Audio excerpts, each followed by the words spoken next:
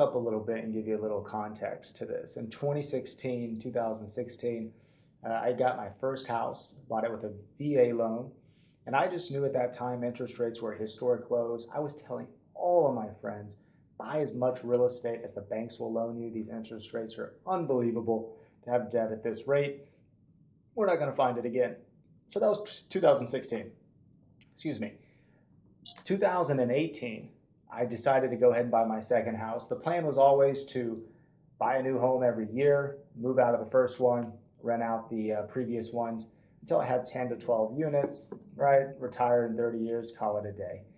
Well, in 2018, bought the second house. So at that time, I had one rental and one primary home, right? In 2019, finally got to do the 12-month thing where I lived in the house for 12 months and found the next one. So I actually did a cash out refinance on the first one to a conventional 30-year fixed mortgage. So that freed up my VA so I can buy the third house. I bought the third house with a VA loan. So at that time I had two rentals, one primary residence, and then we saved up enough money for a down payment for a third rental.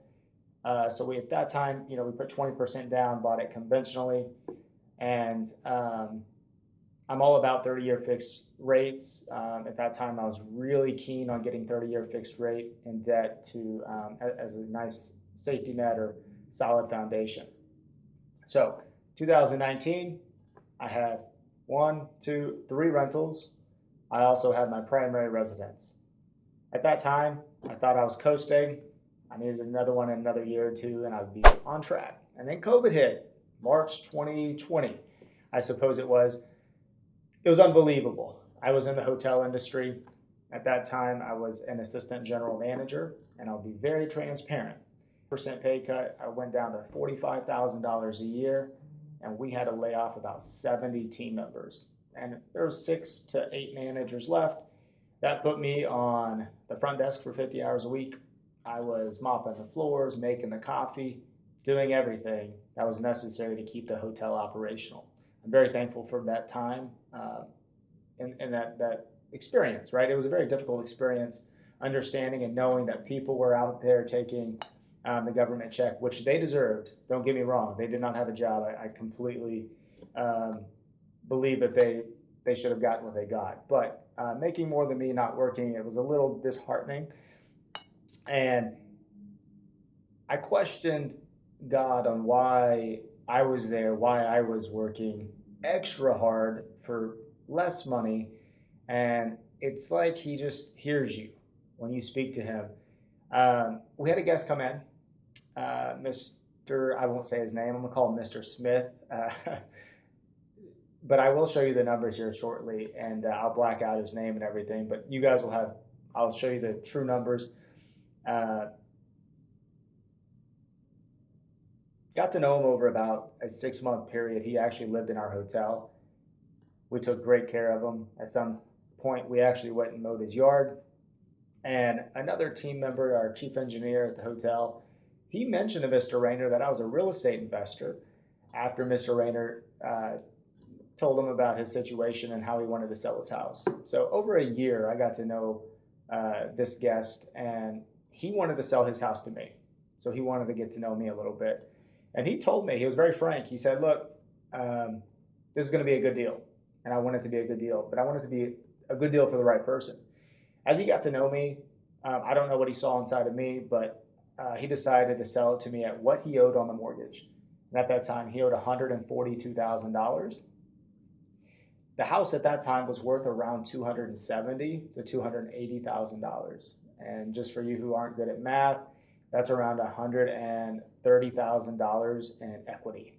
So if I bought it for $140,000 today and I sold it for $270,000 tomorrow, not including fees and commissions, we'll get to the numbers here later, that'd be about $130,000. And I actually want to share a really big mistake I made on this deal. I was a rookie investor, brand new.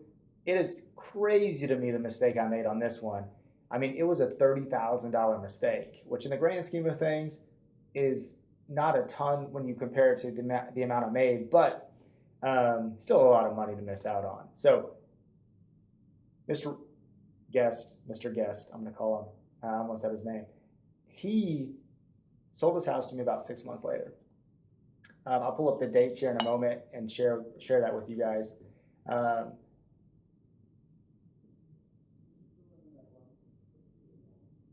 but he sold his house to me. I kept it as a rental for around 9 months, and I actually leased it to another hotel associate there at a great cost, or a very discounted rate, I should say. And after 8 months, I sold the property. Here I am saying I want to build up this rental portfolio, but the equity on that just made me it just made me giddy, and I wanted to put some cash in our pocket, right?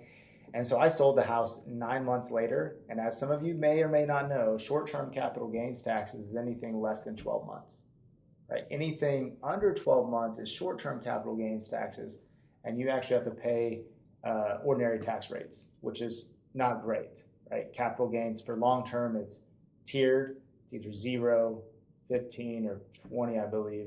Don't quote me on the exact numbers. And then there's income thresholds that go with each of those. I'll put those up here in the corner here in just a moment so you guys can see those versus the short term and what that looks like.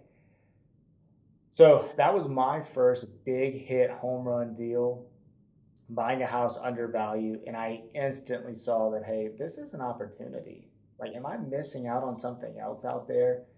So I started reading some books. I started doing some research and really trying to figure out, hey, is this the way? Like, do I just need to forget about this long-term, buy one house every 1 to 2 years and eventually in 30 years retire?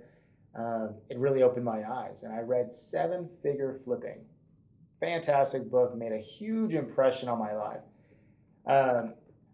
At that time, just towards the end of COVID and just after I'd bought and sold that house, I got a job as a general manager of a hotel.